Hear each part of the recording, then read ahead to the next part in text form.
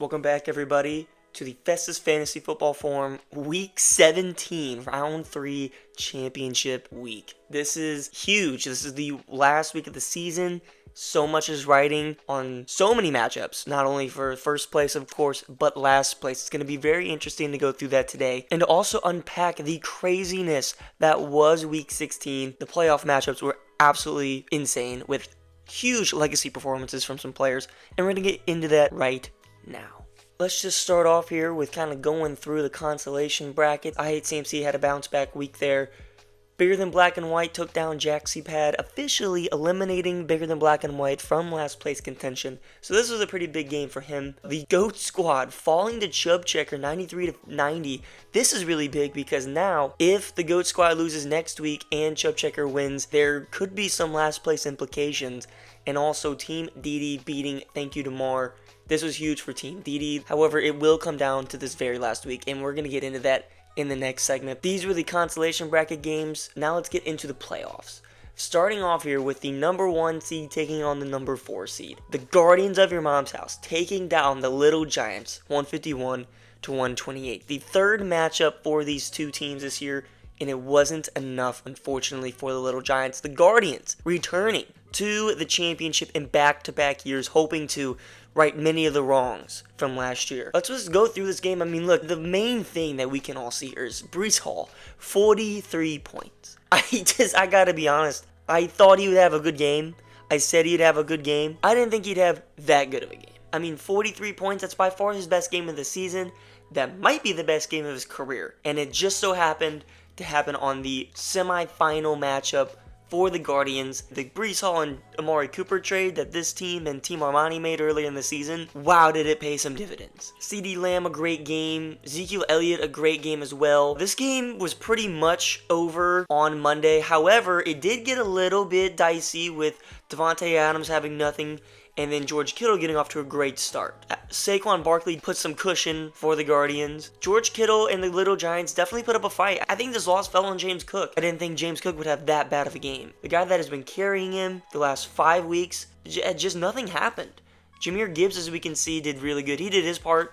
Justin Fields did his part. But besides that, Tyreek Hill didn't put up his 30-point game that he needed. Jonathan Taylor had a great opening quarter and then did nothing after.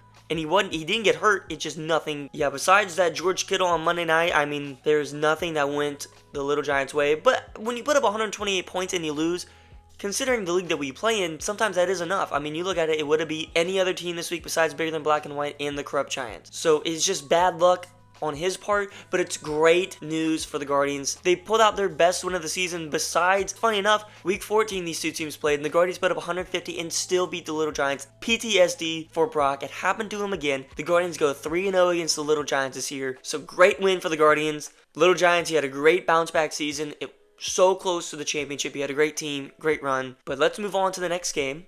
The Corrupt Giants taking down the Mars Backpack. The number 6 seed is headed to the championship. 168.5-124. Absolutely insane. And it all comes from the Amari Cooper legacy game. 51.5 points. And look, Lamar's Backpack put up a decent fight. I mean, he had a pretty good game from some players. I was pretty much spot on this analysis besides Stephon Diggs. I said T. Higgins and Amari Cooper would be the ones to win it if it happened for the Corrupt Giants, and I did not imagine 51.5 points, and 25 from T. Higgins, mind you, would come from these two wide receivers.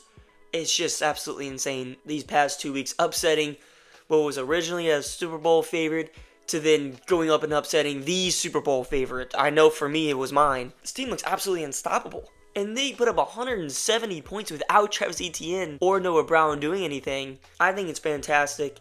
I think it's great to see. This manager has been through so many up and downs. Through the 5-game win streak, the highest win streak this whole season, to the dreadful 3-game losing streak, just crawling into the playoffs. Number 6 seed to then upsetting the number 3 and the number 2 seeds. Earning each victory, might I add. He wasn't just winning off of duds. He was earning these victories. So now he faces the Guardians in the championship. Mind you, this is the first playoff appearance for the Corrupt Giants since he's been in the league. So now let's move on to the matchup breakdowns for this week. Okay, here we go, everybody. Before we get into the championship preview, I wanted to just break down the other consolation games. There are some pretty big implications this week for the last place spot. This is a big one, the first big one of the consolation bracket. Chub Checker taking on Bigger Than Black and White. Bigger Than Black and White is officially eliminated from last place contention with his win last week.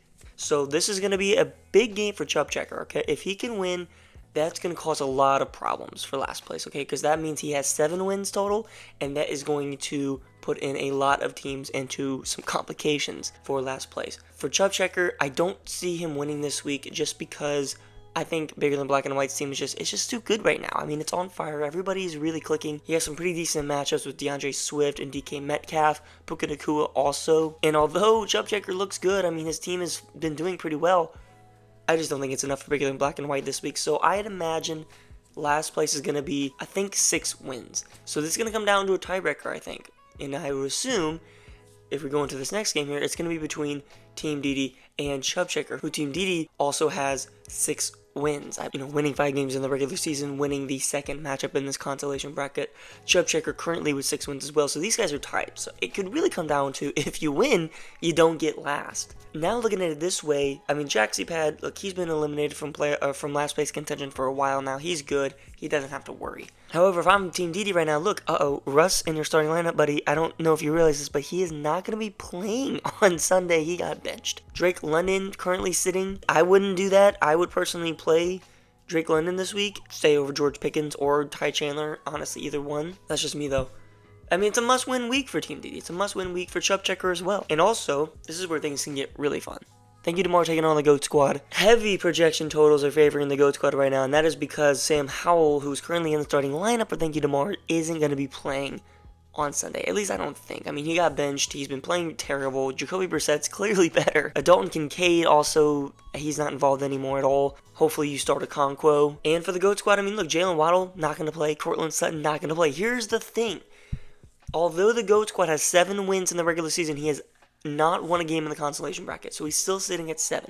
If Thank You Demar wins, and he gets to 7, and the GOAT Squad gets to 7, and then it comes down to Chub Checker and Team DD. Imagine if they all win. There is a scenario where we have 4 7-win teams tied for last place. It would then go to tiebreaker. And if you guys want to look, here is the updated point totals sent in actually and done by one of our league mates, Chub Checker. Thank you so much, Mez, for this. If you guys can see now, all the potential 6-win teams, Mez would actually be leading the points for category. And if it were to get to 7, Tyler, the GOAT Squad, would become the new leader. However, if they all go to 6 or 7, it would be Austin, Team DD, getting last place due to the tiebreaker, and because we are adding in playoff finishes as well. So that's why the updated points for rankings are so important now, because depending on the 6 or 7 wins that these teams finish with, unless of course the lowest record, this is where it comes down to. So this is really important. So, again, thank you so much, Mess, for sending this in. This is awesome. These are the games that each team is playing for, the position-wise. Remember, we're not doing last place based on position. We're doing last place based on total amounts of wins. Now, let's get into, look at this right here. The Corrupt Giants taking on the Guardians of Your Mom's House here. Championship week, ladies and gentlemen. I am super excited. I hope you guys are super excited. Obviously, I'm a little more excited because I'm in the chip this week. As you can see right here, this is going to be the 3rd installment of this blockbuster matchup series. First one going to the Corrupt Giants, the second one going to the Guardians. Both times these teams have played has been underwhelming games. Since week 14, both of these teams have been going on an absolute tear. The Corrupt Giants scoring 150 points back-to-back weeks. The Guardians coming off of 150-point performances the past 2 out of 3 weeks. The Corrupt Giants, they took down 2 of the best teams in the league this year in the playoffs, taking down Team Doyle, the number 3 seed, and Jay Gill, Lamar's backpack, the number 2 seed. Something that I know has happened before with Chris winning it a couple years ago. I believe he was the 6th seed. I know since we've expanded to 12, this has never happened. Look, he's gone absolutely nuclear the past 2 weeks, and it's gotten him to this point. He deserves it, right? I mean, he didn't, have to play against someone that scored 80 points, 90 points. He's been beating good teams who scored 120, 30 points. He's just scored 150, 160. And for that, he had to tip your cap. And it's all on the backs of this guy right here, Christian McCaffrey, who plays Washington this week. I'm very petrified of that. We'll get into that into the breakdown analysis. Of course, we're going to be doing that this week. For the Guardians, a shaky start, going 0-2 to start the year, but has been one of the most consistent teams in the league since then. Obviously, the low points allowed total has been a sketchy area for this team, but in recent weeks, that hasn't been an issue. With him winning off the backs of his scoring, his points for has been going 150 plus, as said, 2 out of the last 3 weeks. 2 of those games going up against the Little Giants, who was the league number 1 the most time this year. He had his 3 statement wins all against the Little Giants, and much like Team Armani, it came at opportune times. Whenever you needed to win, the Guardians won. So these 2 teams, as I mentioned, whenever the playoffs started, that they could be anyone to win this year. These are the 2 teams that I expect to be here. Maybe, maybe not. I think these are the 2 guys that deserve to be here. I think they earned it. And I'm very proud of Team Armani. This is his first playoff run, and he's in the championship. That's hard to do. And for the Guardians, coming back a second straight year. So here we go. We're going to go with our breakdown. But first, I want to start with the videos from the managers. Let's start with Team Armani, Corrupt Giants. Sending in a video. Let's roll the clip. Well, championship week this week. I never thought I would be in this position about week 11. But here we are. Thanks to McCaffrey and Amari Cooper, I'm here. So, yeah, I don't know if anybody else noticed it, but Jackson pulled a very Brock Lambert-esque move and picked up all the tight ends off the fucking waiver wire because Cole Kmet's hurt. So I'm going to have to start some bum at tight end. But other than that, the team's healthy. Yeah, we'll see what happens.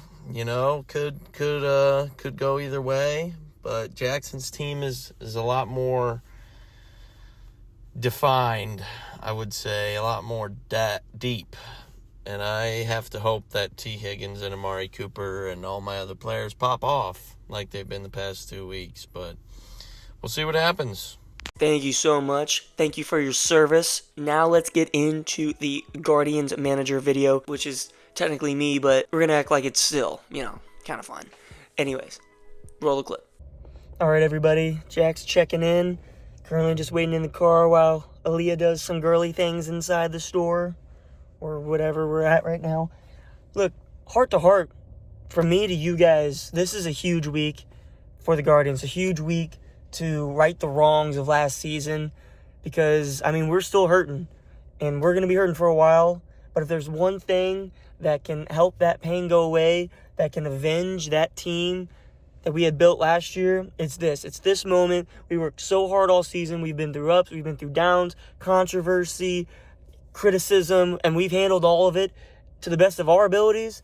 And I think the team that there is going to be playing this week is the best team, not only in the league, but that I've ever built. I think this is the best chance I've ever had for a championship.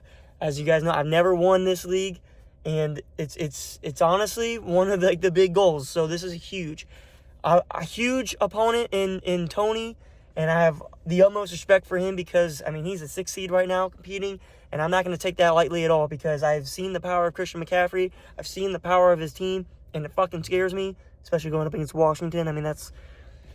Look, we're allotting for 50 points. Truthfully, we're allotting for that. All right, but I don't want to talk about the analysis and breakdown and players and all that because you already saw that, or you're about to see it, rather. What I want to talk about is the fact that ever since last year, this team has not been able to sleep. I've not been able to get over the fact that I had a championship ripped away from my grasp. I had it. It was there. I had a chance. My team was playing good, and it was just in an instant, one play taken away, and I had no chance to win again. Honestly, I thought I would never be back in this position. And here I am just a year later, and I'm not taking that for granted. I'm not taking it lightly. I've been given a second chance to avenge myself and to avenge last season. And trust me, the Guardians fully intend to bring their A game, to win, and to show why this is one of the most storied franchises in Festus Fantasy, and that moving forward, not only be a part of the Winners Club and get that ring, but to be feared for years to come. Okay, that took me a couple times, so hopefully that was good, but go Guardians. Good luck, Tony. Alright, here we go, guys. This is going to be the breakdown, okay? We're going to go one by one as I've been doing each round of these playoffs. I'm not going to pick a winner because that's the whole jinxing thing, and I don't want to do that out of fairness to both managers. But I will give my honest opinions on each player and their matchup, and then I guess you guys watching can, pull your own decisions and maybe bet on who you think will win.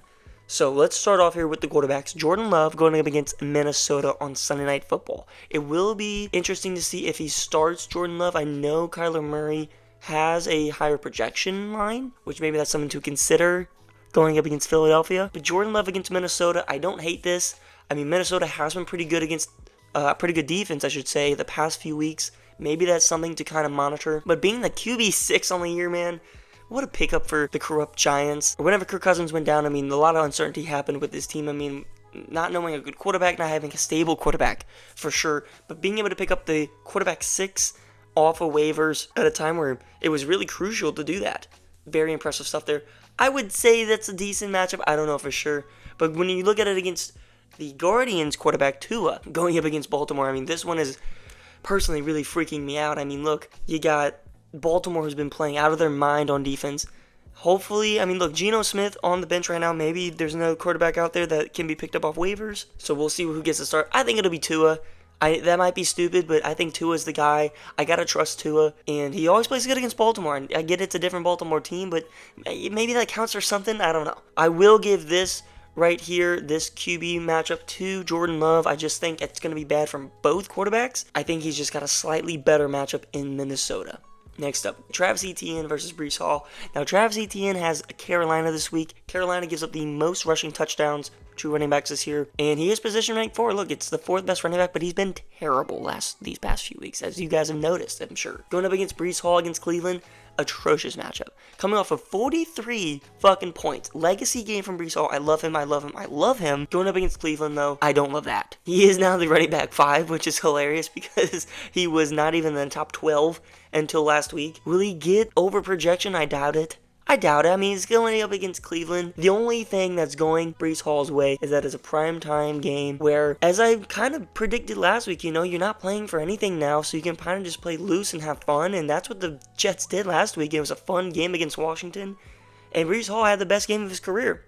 So, although Cleveland's a very tough matchup, I think it's definitely top 5 against running backs. We'll see what happens there. But when it goes to Travis Etienne versus Breece Hall, it could really go either way here. I will give this one to Travis Etienne just because I think the matchup is a little bit better. Next up, Christian McCaffrey against Washington. Jesus Christ. Breece Hall, of all people, just put up 43 against Washington. And considering Christian McCaffrey likes to really beat down poor teams. I think this might be a slaughter. I think Christian McCaffrey goes for 40-50 points this week. Considering that Brock Purdy's now out of the MVP race and now Lamar Jackson's the front runner, I think they're going to get Christian McCaffrey way more involved. Because Christian McCaffrey is somewhere near the MVP talks, he might get like 4 touchdowns. He might win this game by himself. He will get 3, maybe 4 touchdowns this game. Going up against Washington, I mean, come on. It's the worst team against running backs. At least one of the worst in terms of like total production. Saquon Barkley against the LA Rams. I think Saquon Barkley is kind of matchup proof. I mean, he just gets so much usage and volume. Even though the Rams are a tough matchup, Philadelphia was a tough matchup last week. Saquon proved to be still a pretty big threat in that game, although some things could have went very differently. I'm not shying away from that. However, I do see some opportunities for Saquon. I mean, the Giants never play the Rams, so this will be a fun game in that. And the Rams, of course, they're going to be playing for everything. The Giants playing for nothing. You look at it this way, right? Whenever you have these instances where teams aren't playing for anything, you have to look at the players, right? The players are going to be playing for contracts. Okay, Saquon Barkley not on a long-term deal. He's still playing to get paid.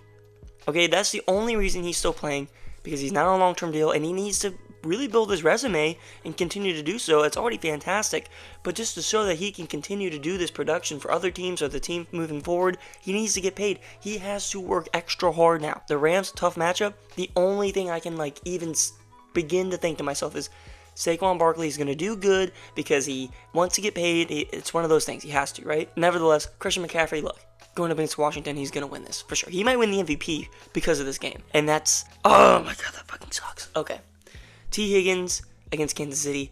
Ooh, I don't like this game. Last week, the wide receivers were the savior of Team Armonte. I don't think it's going to be that this week.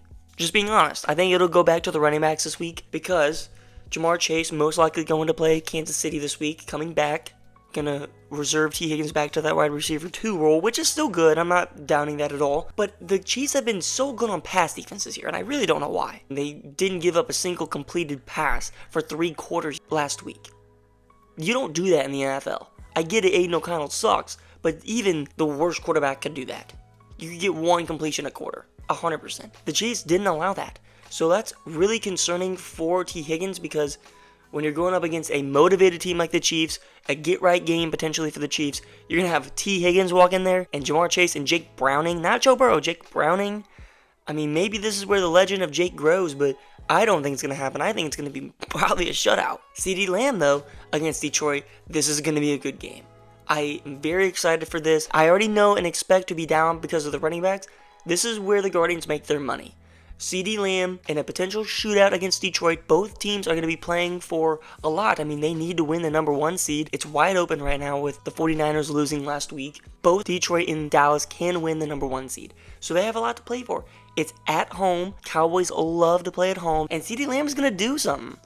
At least I hope. Wide receiver 2, Adam Thielen against Jacksonville. I don't hate this game because Jacksonville has a pretty below average pass defense, which is good. However, the Carolina Panthers just suck. And they scored 30 points last week. That was enough for 3 weeks worth of offensive production for them. Maybe they're turning a corner. Maybe they are figuring something out. I highly doubt it because Bryce Young just sucks. I'm sorry, Miss. I know that's your team, but he fucking sucks. Adam Thielen. I love Adam Thielen. He just plays the game the right way, really, really athletic. But I don't know if he's going to boom this week. I could see it. I could see a touchdown potentially for all my sports bettors out there. Because as said, Jacksonville's pass defense is really bad. Trevor Lawrence is really hurt. Maybe the game script is going to be in favor of a Adam Thielen type game here. We'll have to see. But like I mentioned with T. Higgins, I mean, it just doesn't feel like a wide receiver week for Team Armani. On the flip side, Davante Adams just beat Kansas City last week with 1.4 fantasy points. You already know, going up against a weak Indianapolis secondary with a team that is motivated as the Las Vegas Raiders are because they are still in playoff contention. They could technically still win the division. I don't know how, but they could. I know the Raiders want to run the ball, but I think Davante Adams is going to demand that ball this week. I think he is. I don't think the Colts have any good corner good enough to cover him. The Chiefs didn't. It's just Aiden O'Connell sucks. I think they're going to really emphasize getting the ball to Davante Adams. Already right now, we got the quarterback going to Team Armani. We have the 2 running backs both going to the corrupt Giants. Maybe Saquon or Breece Hall can overtake Travis Etienne, but no one's taken over Christian McCaffrey. That's obvious. However, CeeDee Lamb and Davante Adams, I do imagine and I do predict that they will finish higher than T. Higgins and Adam Thielen. So maybe it kind of evens out.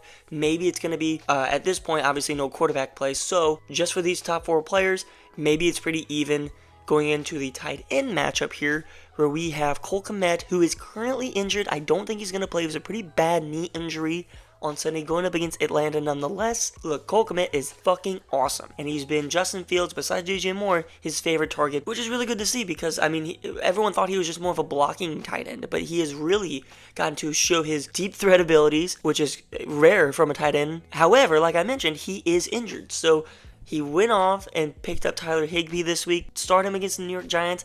I like that play with that Rams offense firing on all cylinders. Maybe it's a Kyren game, but I imagine it'd be a Matt Stafford just pass the ball everywhere against the Giants. Evan Ingram against Carolina, this is really good. Because although Carolina is really good against defending the pass in terms of wide receivers, it's not so much the case with tight ends. They kind of leave tight ends open, and Evan Ingram has had a great past few weeks. I mean, he's been on one of the best runs of a tight end. I mean, Evan Ingram's been absolutely crazy. Going up against Carolina, I like this week for Evan Ingram as well. I think overtaking the tight end for the corrupt Giants flexes Amari Cooper, Mr. 50 Bomb himself, Mr. Flacco lover himself, going up against the Jets. I have been seeing everywhere that Amari Cooper, although he's been Joe Flacco's favorite target, I don't think it's arguable now, he is going up against the Jets. Sauce Gardner's going to be covering him 100%. Do you take the chance to put him in your lineup after that performance. I mean, how could you turn someone away that just scored 50 points for you, got you to this championship? How do you turn him away? Well, it's because Sauce Gardner's guarding, and I have seen Sauce Gardner shut down literally my whole team this whole year. He shut down CeeDee Lamb, he shut down Devontae Adams, he shut down Terry McLaurin, he shut down everybody on the Chargers. He's just done it all year. I don't think Joe Flacco, as good as he's been doing, is going to be good enough to dominate the Jets defense, because no other quarterback has. No other quarterback has been able to dominate the Jets defense except like Tua. And Tua was not even a good fucking game. So you telling me that Josh Allen, Patrick Mahomes, Justin Herbert, Jalen Hurts are going to struggle, but Joe Flacco's going to come in and just light him up for 350 and some touchdowns? I doubt it. I really doubt it. I think Amari Cooper is not going to do that good this week. But you can't not start him because he scored 50 points last week. And if you don't start him, that's insane to me. Next up, Ramondre Stevenson / Ezekiel Elliott. We have to see if Ramondre is going to play or not. Going up against Buffalo, not the best matchup here. Going with what might be a split backfield scares me for sure. I hope they keep out Ramondre Stevenson just one more game. Just one more game. Keep Zeke going, because Zeke has been fucking feasting. So I'm hoping that either they give Ramondre the full green light, or they just say sit down another week. Or maybe they shut him down for the season, because, New England's not playing for nothing. However, if I'm going to pick a outcome winner of this one, I'm going to go still Amari Cooper. I know I just said a lot about the pass defense of the Jets and how that's going to affect him. However, when you look at it on this side with Ramondre or Zeke, if it's a split backfield against a pretty good defensive team like Buffalo, I just don't see the huge boom potential unless one of them scores a touchdown. Finally, gentlemen, here we go. Noah Brown in the last flex spot here. We're going to go with Noah Brown. CJ Stroud potentially coming back. That's huge. I think Noah Brown's going to have a great game with CJ Stroud back and Nico there. Obviously, the Titans are going to cover Nico. So that leaves Noah Brown pretty much open. Last time Noah Brown played the Tennessee Titans, he did pretty fucking good. If you guys remember, that was a Week 15 against Colin. Noah Brown put up, I think, 25 points.